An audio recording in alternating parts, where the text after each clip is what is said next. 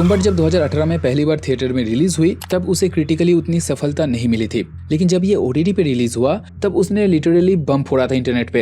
And हाँ, आज के डेट पे लोग इसे एक कल्ट क्लासिक मानती है एंड मानना भी चाहिए, क्योंकि इसकी जो यूनिक कॉन्सेप्ट है एंड एंडिंग जो एक परफेक्ट एग्जाम्पल प्रेजेंट करती है वो किसी भी इंसान के दिमाग में अपनी छाप छोड़ने के लिए परफेक्ट है।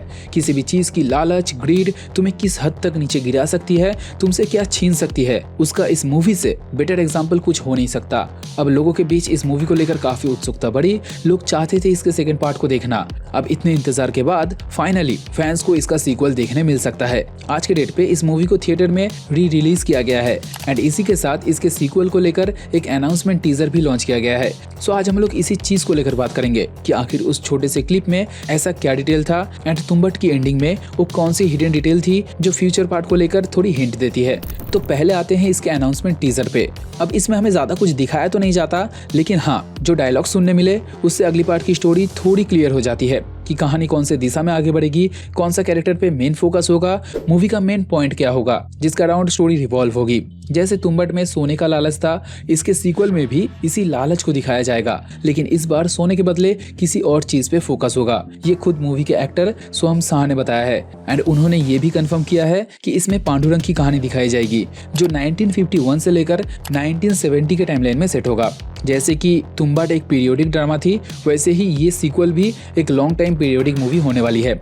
लेकिन हो सकता है मे बी ये बातें हमें मिसगाइड करने के लिए बोली गई हो, क्योंकि अगर तुम इस अनाउंसमेंट वीडियो को ध्यान से सुनोगे तो तुम्हें इसमें मूवी के main character Vinayak Rao and उसके बेटे पांडुरंग की बातचीत सुनने मिलती है, जहां पांडुरंग अपने बाबा से सवाल करता है कि अगर ये दरवाजा फिर से खुलेगा तो क्या हस्तर वापस आएगा, जिसके आंसर में विनायक राव कहते हैं कि तब प्रलय आएगा।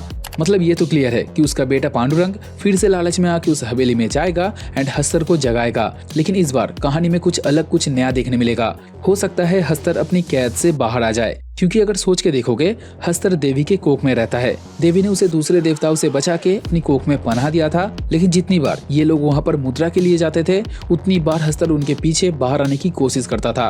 एक रीजन था उन्हें मारने के लिए, बट हस्तर का बाहर आना पॉसिबल था एंड इसी रीजन से उसे रोकने के लिए विनायक एंड उसकी दादी देवी के कोख में जाने से पहले एंट्री पॉइंट पे आटे का सर्कल बनाते थे। विनायक राव को ये चीज अपने दादी से ही मालूम पड़ा, ताकि अगर हस्तर बाहर आने की कोशिश भी करे तो वो वहीं पर भस्म हो जाए।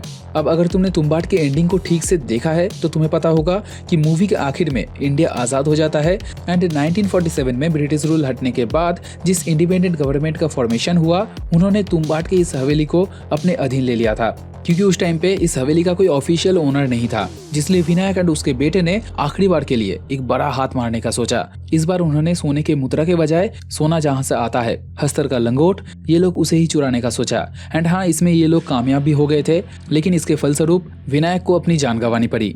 अब यहाँ पर एक सवाल उठता है, तो क्या आज के डेट में हस्तर के पास कोई लंगोट नहीं है? नहीं भाई, वो भगवान है, पैसों की कमी नहीं है उसके पास। अभी तक तो नया लंगोट खरीद भी लिया होगा। जो भी हो, इस आखिरी मिशन में पांडुरंग को ये पता चल गया था कि इस हस्तर के पास एक से ज्यादा गुड़िया ले जाके कोई फायदा नहीं। हस्तर जितना गुड़िया देखेगा उतना ही अपना क्लोन बना लेगा। स्मार्ट। अब सीक्वल में एक पॉसिबिलिटी है, पांडुरंग राव हस्तर को ही कैद करने का सोचे तो। हस्तर जिसके पास श्राप है कि वो लाइफ टाइम भूखा रहेगा, लेकिन उसके छूने से तुम अमर हो जाओगे। अब इतना खतरनाक होने के बावजूद वो आटे से डरता है, क्योंकि जब उसने देवी से सारा अनाज छीनने का कोशिश किया था तब बाकी देवताओं ने उस पर प्रहार किया था, तो उसी डर से वो आटे के लक्ष्मण रेखा को लांग नहीं सकता। अब इसी कमजोरी का फायदा उठा के अगर पांडुरंग उसे कैद कर ले तो क्या होगा, ये बड़ी इंटरेस्टिंग चीज होगी। हो सकता है पांडुरंग उस वाड़े को खरीद ले, पॉसिबल है, क्योंकि विनायक ने उसके लिए काफी सोना एंड पैसा छोड़ा था। विनायक राव को अपना अंत पता था, उसे अंदाजा हो गया था कि उसके साथ वही हस्तर होगा जो उसके दादी के साथ हुआ था। लेकिन क्या तुम्हें पता है, तुम्बाड़ की एंडिंग ऐसी नहीं होने वाली थी। इसकी और 2 ऑल्टरनेटिव एंडिंग है। इवन पहले तो हस्तर पूरे काले रंग का हुआ करता था, वो एक काले रंग के गुफा में रहता था, स्टोरी अलग थी।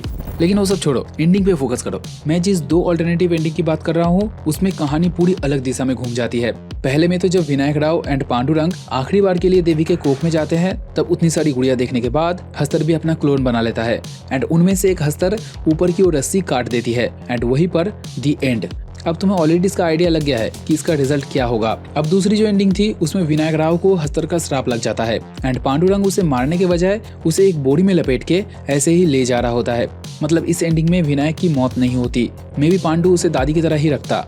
लेकिन इन दोनों को कैंसिल करके आज के डेट में जो एंडिंग हमें देखने मिलती है उसे रखा गया। एंड हाँ, इसमें एक सेटिस्फेक्शन भी मिलती है एंड हमें वो सीख भी मिलती है कि लालच एक बुरी बला है। अब तुम्बाड़ 2 की शूटिंग स्टार्ट होने वाली है नेक्स्ट ईयर से, लेकिन रिलीज ईयर को अभी तक कंफर्म नहीं किया गया, तो तुम लोग कम से कम 3 साल तो पकड़ के चलियो। अब भाई तुम्हें क्या लगता है इसके कहानी के बारे में? सीक्वल में तुम क्या एक्सपेक्ट कर रहे हो? मुझे जरूर से कमेंट करना। वीडियो पसंद आए तो लाइक करते हुए जाना। एम करते हैं 20 लाइक का, बस 20 लाइक्स कर देना। बात करते हैं नेक्स्ट वीडियो में, तब तक टाटा बाय बाय।